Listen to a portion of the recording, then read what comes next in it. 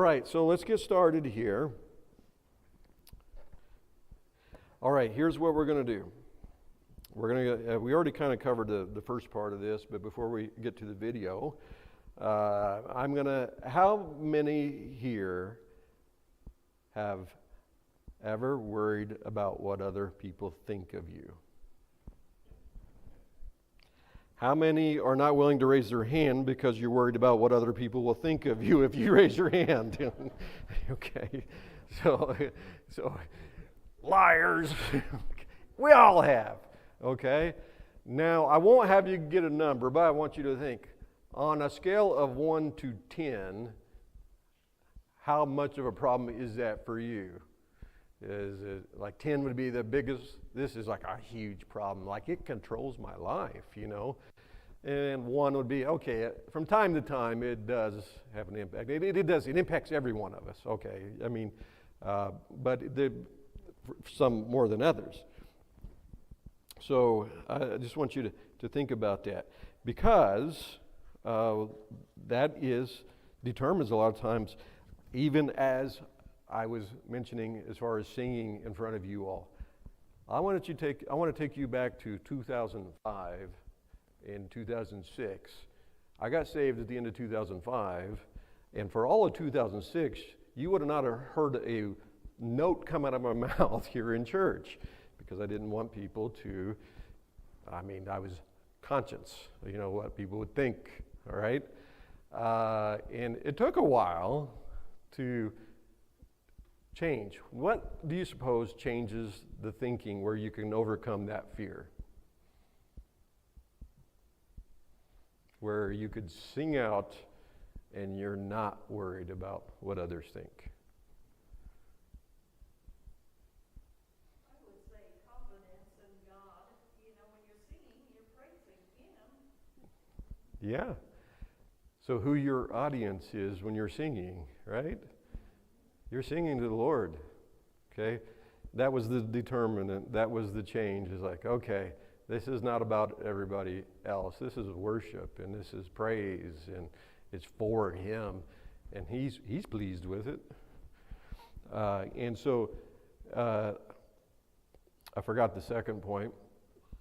Okay, but that is true. But the other thing is where our identity is wrapped up in what God thinks of us. Okay? Boy, if you know what God thinks of you and who you are in Christ, and you're good with that, okay? You're not worried about what other people think. Now, not in such a way like, I'm going to do whatever I want to do and I don't care what it does to anybody else. That's not what we're talking about. What we're talking about is you're not controlled by what other people think, okay? So when we're getting to this being unoffendable, tonight we're talking about how to actually do this. How do we actually live this type of life? And if you missed the earlier, we were discussing, all right, so we're going to go through this series, but we want to have actual change. We want to actually apply this and have some spiritual growth. And so that becomes, in the Christian life, is okay, we hear these things, but how do we change? Well, at the end of the day, it's living the crucified life and dying to ourselves and living for Christ. And that's the same way in living with not worrying about what other people think about you. Too many times we're offended because we're just worried about what everybody else is thinking around us and how they perceive us. And I've seen this many times where people are so worried about those kind of things that what you say gets misperceived because they're so concerned about what others think about them. And it could really be devastating to you spiritually, but also people around you. So if you got your handbook, okay, and you take notes, you're going to be on 118. And let's get the video started, and then we'll continue our discussion after the video.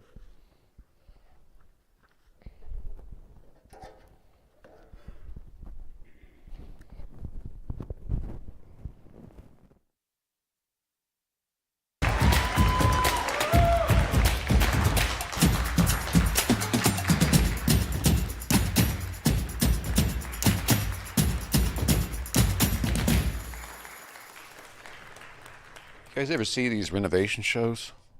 Like the home renovation? Actually, there's like 1,000 of these shows. And my theory is that each one of us will host one of these shows at some point in the future. But it's such a wonderful thing because people walk into a junky home or what looks like, wow, that's going to be tough to do anything with. And by the end of the show, they move the van or whatever it is they do. And it's like, wow, I did not see that coming. Like, that's beautiful. It's stunning. But I was looking at the same house. I did not see that happening. This is an amazing thing about people that have artistic talent. They can see something, the rest of us look at it, and we're like, well, that's irredeemable. And they're like, no, this is going to be great. There's something beautiful about it. And I want to make this point because it's my belief that, and it's my experience too, that the more you become unoffendable, the more you're willing to forgive people as a lifestyle. Like, you go into your day, I'm going to forgive everyone today. I know people are broken. This is what I'm going to do as a lifestyle. The more you will see people like an artist, because you're not going to be so put off. You're not disgusted anymore by everybody. You're not looking for something to be disgusted about. You're not scandalized by people anymore. There's nothing they can do to do that. So instead, you get to see some other stuff that's there that maybe other people don't get to see. But it really is an artistic thing. Like, my friend Al talks about his real estate agent lady. Like, they went and saw this junky place, like the overgrown grass. It was totally, they walk in the living room, literally there's motorcycle parts in there. There's like, it's just a junk place. And she's like, oh, you can do this. You can put a fireplace over here, and we like take that out, put a path down here and do this. And she's like, it's be a great deal. Well, they did all the stuff she said. They actually bought the house and did all the stuff she said. And she came back and looked at it and they were like, it's incredible. How did you see that? She's like, I just see things. Like, that's how artists work. They see stuff. And I think this can happen with us. I give you this gigantic metal lobster as another example. Some guy actually, his name's Lane actually, the artist, but this is a chain from a motorcycle. The guy is looking at a chain on a motorcycle. If I see that, I'm thinking there's a chain for a motorcycle. He's thinking, I'm going to make me a giant red lobster out of this. That's amazing. They just have a different way of seeing things. I remember this story that Mike Yaconelli told about World War II. I don't know if it's true or not, but it's a great story. Maybe it is. But it was some American soldiers had lost one of their friends in a battle in France, and they were getting ready to pull out of that area, and they wanted to bury him in a church graveyard. It was right next to a church. And so they went up to the door and they asked the priest who was there, can we bury our fallen friend here? And he said, I'm sorry, it's just for church members. That's, off limits. I'm sorry about that. So they went ahead and buried him next to the fence and said their last respects. And as they pulled out, they came by the next day as they were leaving the area, and they couldn't find their friend's grave. They had just buried him the day before. Like, where is it? We just buried him here. And they went up and knocked on the door, and they asked the priest, like, we buried our friend, where's his grave? He's like, oh, I felt bad about what I told you, and last night I got up and I moved the fence. I like that a lot. But you see people differently when we see them this way, through the lens of forgiveness. I think it's closer to how God sees it. I'm pretty sure it is. One of the wonderful things about being unoffendable is it frees you up to be less fearful because you don't care what everybody thinks about you anymore. When you're constantly worried about being offended, or you're constantly worried about what everybody thinks and make you like, you can let that go. A lot of your self-consciousness leaves too. And I'm very self-conscious by nature, and I'm an introvert. So it's hard for me to interact with neighbors and stuff like that. But this whole thing about forgiving people, weirdly enough, has lowered the stakes for me in relationships, and now I can talk to them. We were living in a tight little townhome community years ago, and I did not talk to the neighbors because I'm being my introverted self. My wife usually would. There's people across the street. There was a guy with a wife, and they had a little boy, and she'd be out with a stroller, and they'd go by. I see him all the time. Never talked to him. Never wanted to. And they were gone for a week or two, a couple weeks, and their landlord rang our doorbell. Said, hey, I wanted you to know something. The couple that lives across the street, they had a car accident. the car sank in the ravine, like next to the ditch, right along the highway on the way to Fort Myers. And he got out, but he could rescue the boy, but his wife drowned. And so I think he gets back tomorrow he's been with his parents, and so I just wanted you to know that. I don't know if it was a week. I'd see him out there. Now he was out there pushing this baby. And I think it was like a week later, I was like, you know what? I can look stupid. It doesn't matter. I don't have to. So I went across the street and never talked to him. And I literally went up to the doorbell and I'm like, I don't know what I'm going to say. Ding dong. And he came to the door and I said, I don't know what to tell you. I've not talked to you. I'm sorry. Live across the street. I'm so sorry. And he said, can you come inside? We talked for 3 hours. And then we talked again the next day and the next day and for a couple years until he moved away with his little boy and was in a better place. But I don't normally do that kind of stuff. That's the reason I tell this story. I'm not a good neighbor. I'm the worst neighbor ever. But there's something about practicing this thing where you're actively forgiving people that lowers the stakes in relationships, because if they don't like me, it's okay. If I make a fool out of myself, it's okay. I just want to do the next thing that's in front of me. And God actually honored that, which I thought was beautiful. Not long ago, we're talking days ago, we've moved to a different townhome community. And the guy across the street has been flying flags to make political statements.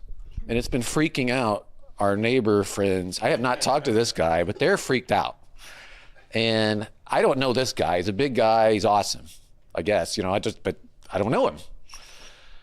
And people were worried in the neighborhood because they don't know him either. And I thought, okay. Well, it just so happened that my friend had gotten me a masterclass subscription, and I took the masterclass on hostage negotiation. And they said, like, use warm tones while you're talking, like talk like an FM DJ. And I'm like, I could do that. I'm an FM DJ. Like, talk in a very, like, use a Midwestern accent. Be very calm. Be peaceful. Be direct. Make sure that they understand you're on their side as well, that you're rooting for them and everyone involved, and they just want everybody to be safe. So I went over to his house, and no one else would do it. I rang the doorbell, like, well, if he doesn't like me. He comes to the door, like, yeah. He did not understand what I was telling him to take down his flags. He's like, I'm going to need you to take down your flags. I want to ask you to do that. We came inside. He let me sit down. We talked for a while. I left. But before I left, the neighbors drove by staring at us because we were on ladders taking his flags down and folding them up. And the neighbor's like, how did you do that? And it's so funny because he sent me a text. We exchanged numbers. He sent me a text. I kid you not. He sent me a text later that evening and said, I don't know what you just did to me, but you should be a hostage negotiator for the FBI. Like, he even said your warm Midwestern accent, I could not, he's like, I don't know what happened, but I know my flags aren't up anymore. But I could not do that sort of thing before, I'm honestly telling you. But there's something about taking the fear out of the relationship because you're not, like if it goes, somebody doesn't like me, it's okay. I love them anyway. And you know what? They pick up on the fact that you love them. Not only that you love them, see, this is the beauty of being unoffendable. This is the beauty of it. They pick up not only on the fact that you love them, they pick up on the fact that you like them. I believe God is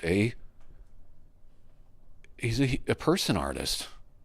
He takes us when we other people may see junk, and he makes something beautiful out of our lives. I've seen it so many times. We would be so refreshing if we were the people who were known for that.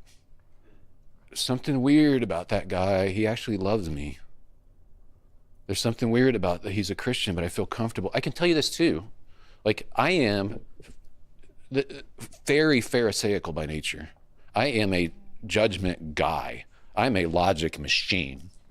I have friends that, like, you do not, I don't want to brag about it. I can't do sports. I can argue about stuff. I'm a logic machine. A doctor friend of mine said I logically pummel him. He's like, okay, all right, you win. Doesn't do any good if I don't love people. It's noise, right? It's just noise. But if I love people, now they can hear me. It's fascinating. If you study behavioral psychologists, they'll tell you this. People are not rational beings. They're emotional beings, and they use their rationality to back up what they already wanted to believe. So we harness our rationality in order to justify what we already wanted to think about people. And they said it's hopeless except for one thing. When they say it's hopeless, they mean you can't change anybody's mind on anything. Unless one thing, they said, that has been proven they can actually change somebody's mind. And this is why Facebook arguments never work, ever. I used to be excited. I'm old enough to remember chat rooms. I was excited.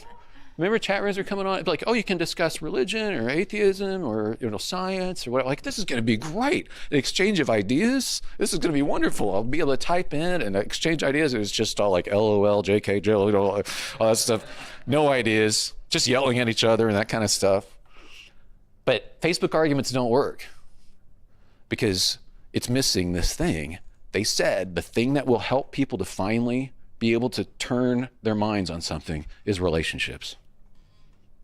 If you can tell I love you and we've got a relationship and I say, yeah, here's what I think about that, your mind's open to it. You're like, maybe that has some validity. And what's wild for me is being somebody who's naturally pharisaical and kind of unlikable naturally, honestly. Since I've been doing this unoffendable thing and practicing forgiveness ahead of time, and people can tell I actually like them, people want to be around me. My neighbors, they can have any religious background, any political background or whatever, but they actually like me. And that's not normal. Because there's something about knowing somebody's on your side. And I am rooting for them. I'm rooting for everybody. I'm pulling for all of us. Like, even my enemies, I'm rooting for them. There's something different about that. They pick up on it. And when you have a relationship with people, now they might finally listen when I tell them that God loves them. It's more believable now because I love them. I think it's our job to make it plausible for people to believe that God loves them. And it's not going to happen through us deciding that we can stay angry with them because they have failed in ways that we haven't. No, it's by living a life that's a great example. And like Paul wrote, leading a quiet life. He even said, mind your own business, basically. Love people. It's not about relativism. It's not saying that anything goes or there's not things that don't hurt us as a people. It's about actually being for people in spite of our fallenness and acknowledging that brokenness. Either Calvary matters or it doesn't, right? Because that's the thing. The way I like to say it is some people will say, yeah, Calvary happened, but because they're still mad about something. These people are so evil. This group is so evil. Those are so evil. Like, there is evil in the world, don't get me wrong. But instead of saying Calvary, but did you see this? Calvary, but did you see that? Look at these. We should flip it around like, there's this, but Calvary. Like, let's put the but Calvary like at the end. Like, God knows this. He knows the conditions of our heart, and his faithfulness endures forever. Like, his mercies are new every morning. His steadfast loving kindness is every day. That's what he's looking for from me and from you. And I want to challenge you too, to be aware of that, like in your daily life. We'll talk again soon. We have one more session, and I'm very much looking forward to it. But this is something, when you practice it, watch how it changes your heart towards people, and watch how they'll be able to experience God in a different way because you're now practicing this radical forgiveness towards them. So thank you for joining us. This is a stork. He's made out of an old shovel. Well, that was good. I hope you agree with that. I got a question for you, and then a follow-up question. Has God forgiven you of every sin that you will commit? Yes, that's pretty radical. He even knows what they are, okay? He does that. And second, follow-up question. When you go into a relationship to talk to someone, so maybe someone you don't know, any type of relationship, what do you go expecting? Okay? And a lot of times we don't realize, maybe you say, I don't really expect anything. Well, I think we do, okay? Because we put up these barriers, okay, to protect ourselves. Now, how many have ever, don't have to raise your hand, some of them are going to relate, maybe some don't. How many just had some really awful stuff happen to you when you're younger, getting picked on? You know, some really awful stuff. So you go in expecting sometimes in relationships, I'm going to get hurt. I don't want to get hurt. Okay? So what's happened is Satan's convinced us to look inward. Okay? The radical thing is going in expecting to forgive right off the bat, no matter what happens. No matter what, if this person says I'm weird. I go talk to my neighbor and some of us are uncomfortable doing those things. And maybe, have you ever been, we talked earlier about being taken wrong. And just because maybe we got some eccentricities that people take wrong, and so we start putting up these barriers to not talk to people because we don't want to get hurt. Well, what we're saying is we want to be thought well of. And because we want to be thought well of, we just avoid those situations because we might not happen. Take this approach. I'm going to love people by forgiving them before they even do what might happen. By the way, might not happen too. The pressure's gone now. Okay? Now it's not about you, it's about you loving them. Not about what you're going to get out of the relationship. It's about the opportunity, what you could pour into a relationship. That should be for your marriages, for your friendships, okay? But we're often putting up barriers. And the worst thing, though, is it does put up a huge barrier to sharing the gospel with people, okay? So we need to take down those barriers. And the way you do that is going in realizing that we live in a broken world with broken people, and that includes us. And when you go in with that approach right off the bat, knowing that these things could happen, but I'm ready to forgive. Are you ready? Are you a ready forgiver or a reluctant one? We're to be ready forgivers. Like automatic, like, okay. And then now we're free to go out and build relationships. And by the way, isn't that not when Jesus came into this world and died for us? He died for us what? While we were yet sinners. He expressed the love to begin with. That's how this whole relationship with God started. So how do we live the unoffendable life? The same way. Living the crucified life. We don't wait and see what's going to happen. We're prepared ahead of time. We're going to get hurt. By the way, that includes in church. Okay? That includes your families, includes marriages. So be prepared to forgive. Okay, now let's start a discussion here. Okay. If you're following along, some I've got my own questions, some I'm going to pull out of the book here because I thought they were good. But on page 121, if you're taking notes, part of becoming unoffendable means no longer viewing forgiveness as a case-by-case option. It depends on what it is. You no longer pick and choose what person or what offenses you will forgive, but instead extend forgiveness to everyone. Who is someone in your life who has modeled this for you, And what strikes you most about their ability to forgive?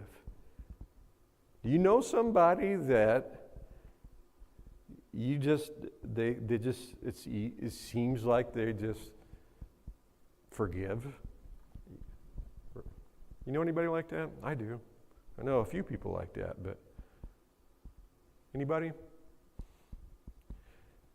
This is bad because we're all Christians in here. We ought to be at least this ought to be all of us. That's convicting, isn't it? Well, I'll tell you. Yeah, go ahead.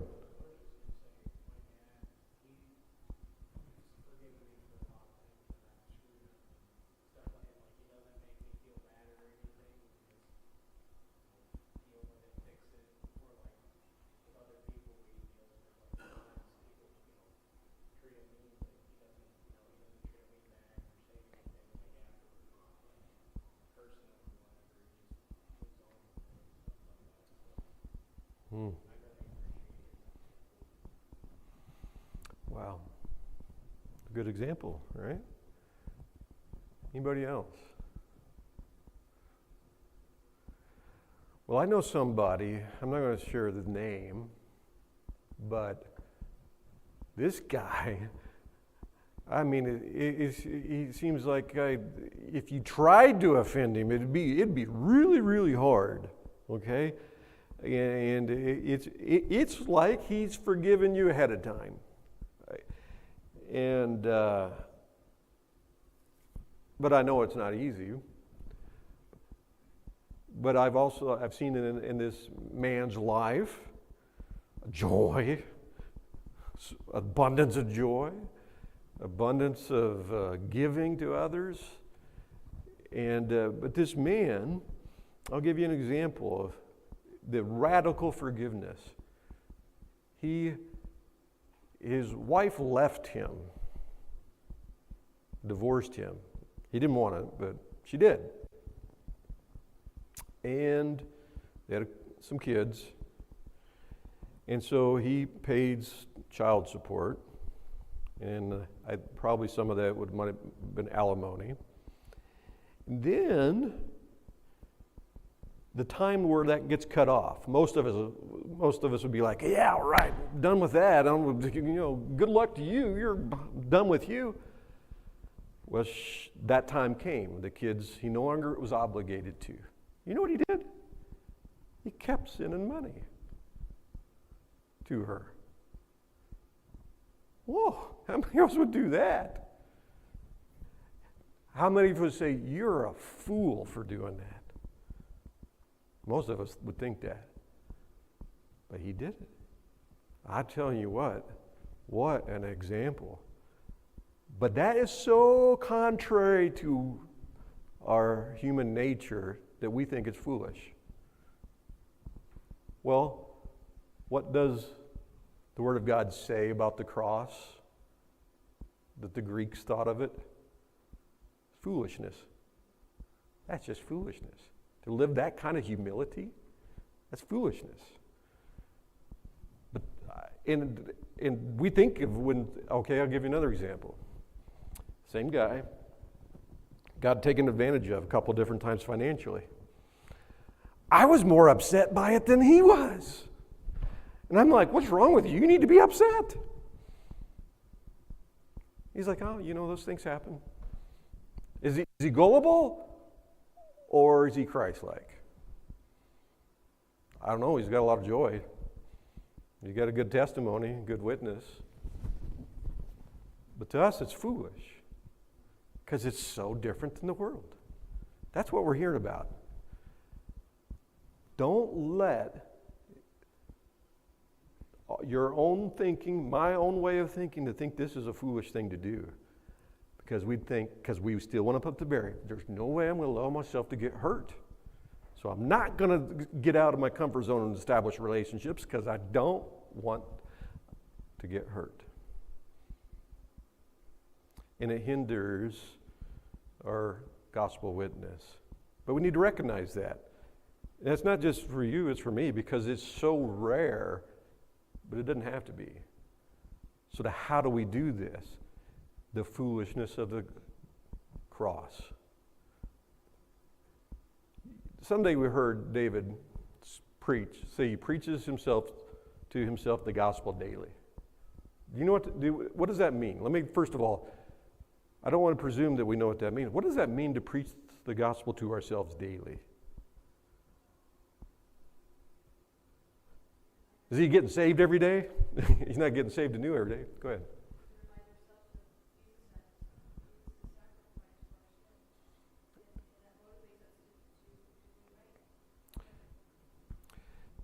Reminds us of what price was paid for our salvation.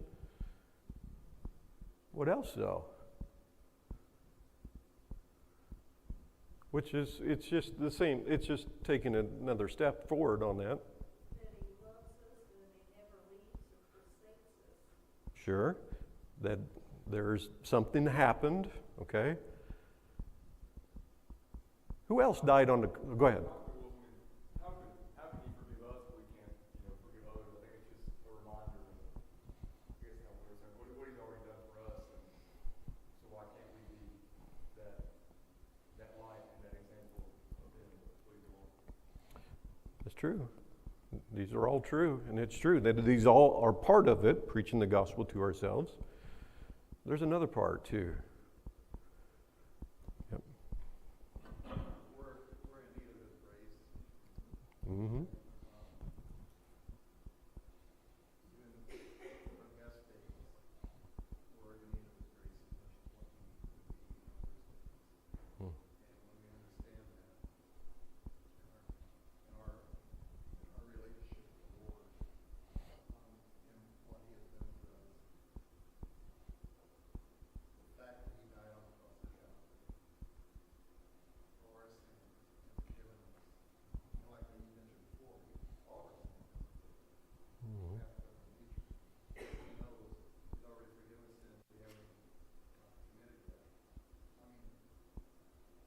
I mean, when I do that myself, like what David said, preaching the gospel to himself, Jerry Bridges uses that phrase too. It's just bringing that before. It's just a conscious thing where every day you realize who you are and your identity in Christ, okay, and what he's done for you.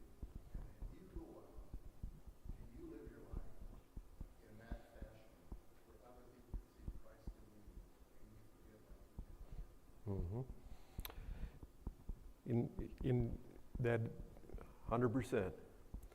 Will someone look up Galatians 2:20, and then someone else look up Romans chapter 12, verses 1 and 2. Oh,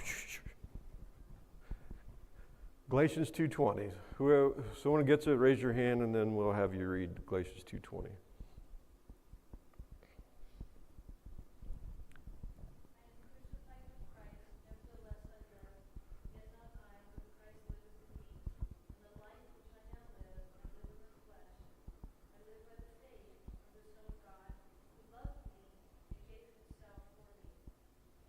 Okay. Something else happened at the cross of Calvary. And the moment you got saved happened. You were crucified with him. You died. You say, wow, that doesn't make any sense. I'm here. Well, you rose too. A new life, a new creature. Okay? You are not what you once were. You are something brand new.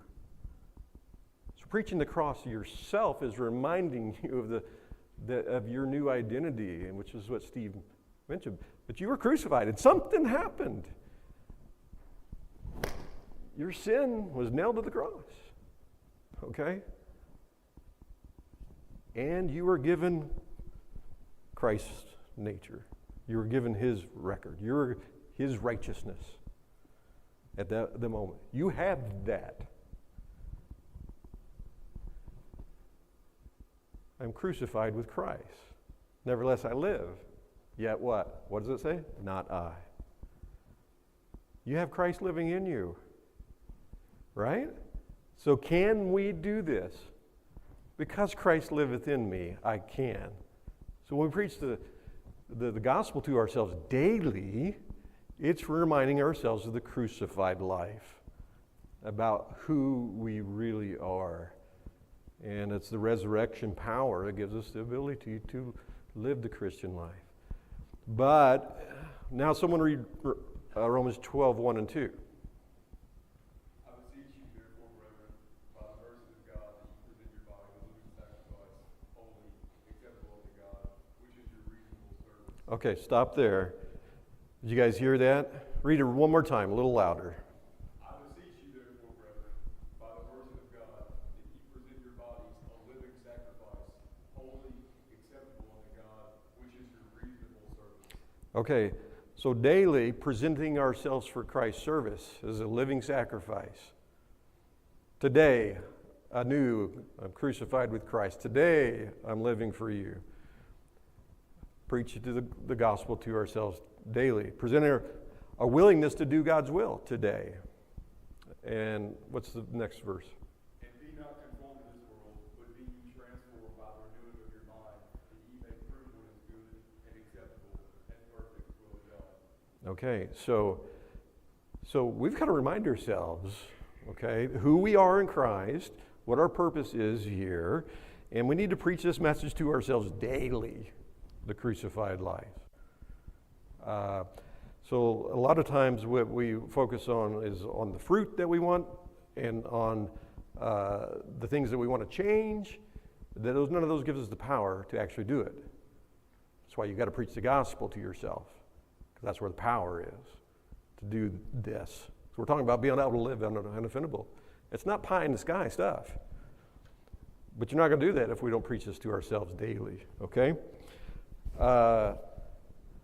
So let's move on here. Number 3, living in a lifestyle of forgiveness is countercultural.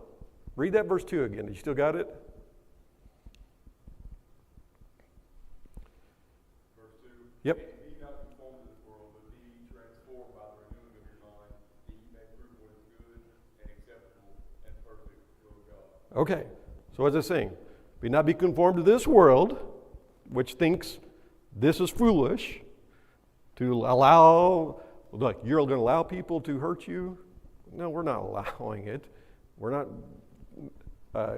we've dealt with what to do about injustice, but we're choosing to not live according to the course of this world.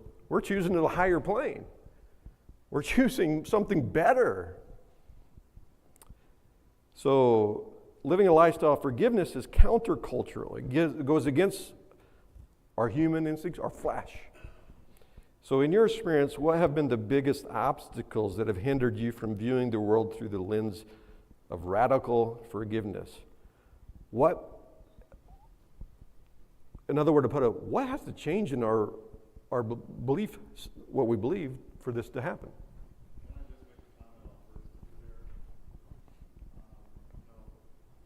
Don't be conformed to the world, but be transformed by the renewing of your mind. And the renewing of your mind comes about by the reading of the Word. Yeah. Reading of the Word washes your mind and renews it. So it's imperative to be in the Word of God. Yeah, you got to be in the Word of God. That's how that happens. So what in our way of thinking can hinder us actually putting this into practice? How's that? Emotions. Trusting your emotions. Yeah, yeah. It's a choice, right? Pride. Oh, yeah. But pride's a big one. Pride, for sure, will keep you from doing this. I don't deserve to be treated this way. Okay. Did Jesus deserve to be treated the way he was? No. Okay. What else? What can hinder us from actually living this way? Forgiving ahead of time. Well, bitterness, yeah, that'll be the result of it for sure. But then it leads to more sin and more unforgiveness. Yeah. How about this? I don't want to be a living sacrifice. Okay. I believe this, okay? There's more of the world in us than we realize. Now, we're living more for the world than we realize. We're living more for our stuff than we realize. We're living more for a paycheck, not to provide, but for the stuff we want to get. And we don't want anything that's going to hinder that, okay? So anything that might threaten that, threaten our status, our name.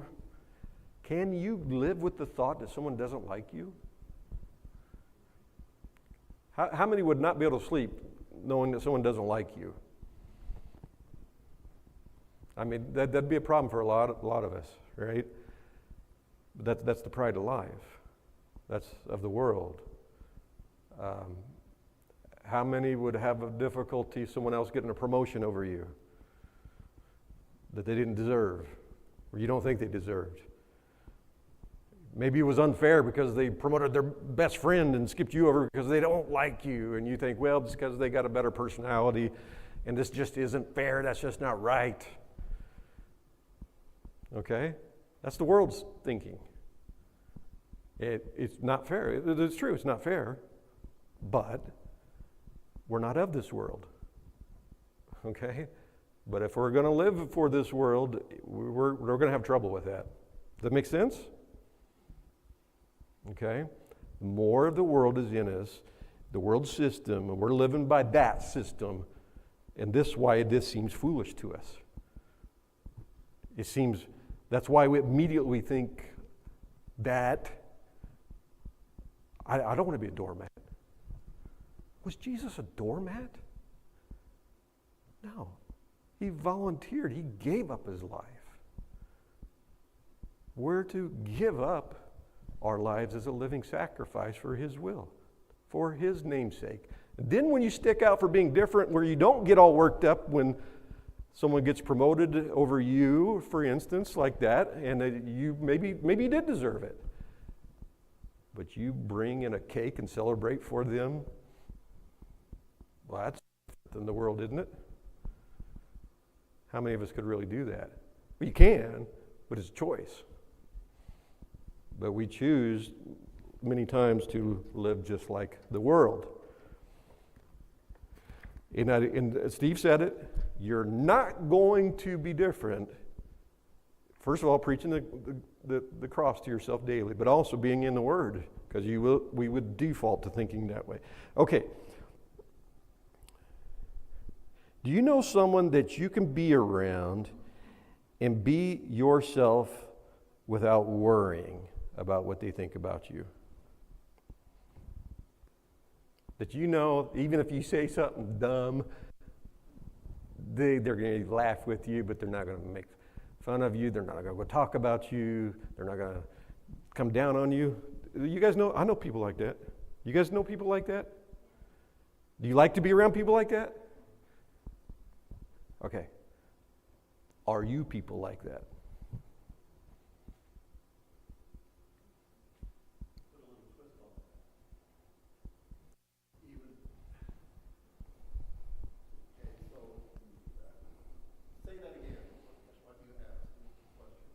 Well, the question was this, two questions. Well, number one was, do you know someone that you can be around and be yourself without worry?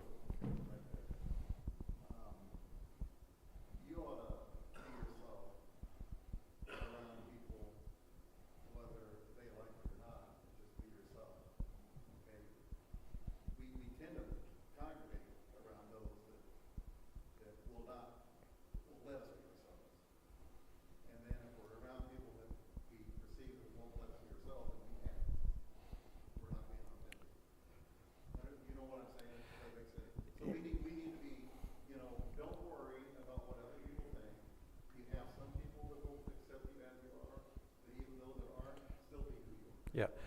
But there's some people it's just not going to be an issue anyways, right? You just know it's not going to be an issue. But I asked the first question to get actually to the second. Are you that person? Okay? that people can be around, and they know that you're not going to be easily offended. Oh, yeah, this is you idiot. You know, like, what person are you? That's the point, okay? So consider that.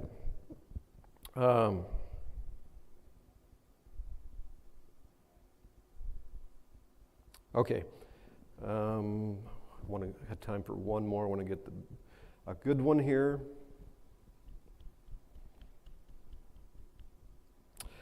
Okay, so we heard, and I believe this is true, we tend to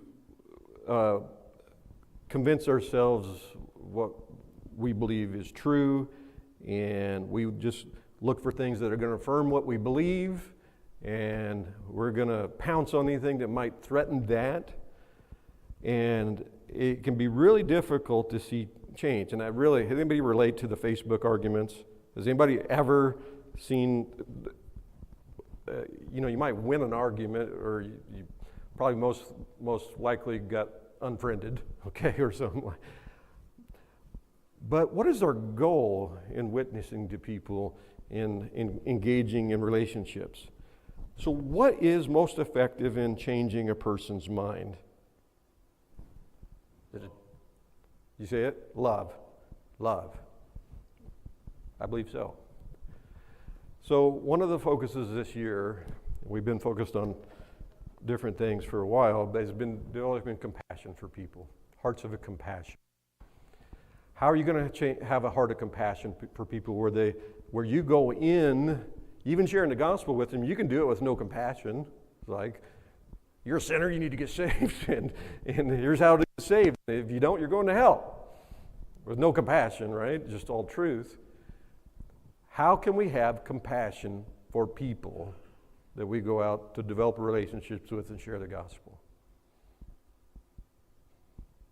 I think it's really easy a lot of the time that, especially once you're saved for a minute in the year, you don't see yourself as a sinner anymore. And obviously we are translated, like you said, with Christ crucified. But we were just as worth as that person that's lost right now, if not, even worse in our lost state. And it's easy to, I guess, get on some sort of moral high horse.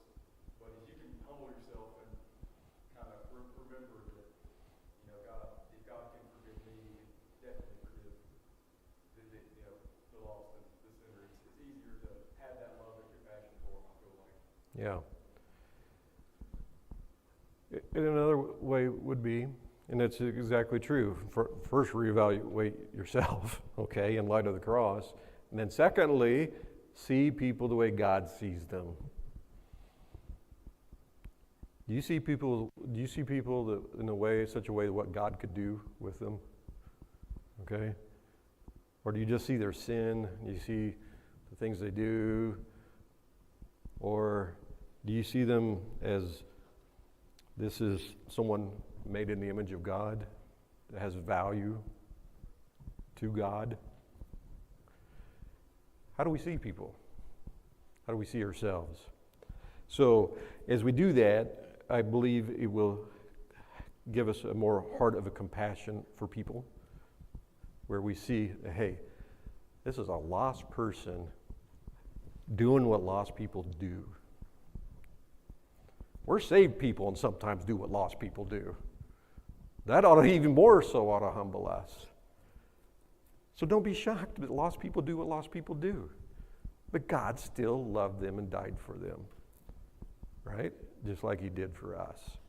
So hopefully we are growing, okay, in this, and only you would know, but ask God, hey, where am I in this? But we don't want to just take these things and hear them and not apply them.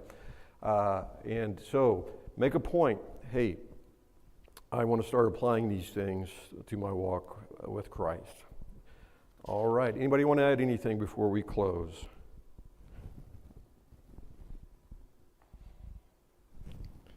Okay. All right. Well, then I will ask, do we have a volunteer to pray? Okay, Steve, will you close us in prayer, please? Heavenly Father, we want to thank you so much for your grace and your mercy. Thank you, Lord, for loving us, for saving us. Thank you for the blood of Christ that was shed on the cross of Calvary. Lord, thank you for that, your mercy, tender and enduring. Lord, thank you for your long suffering.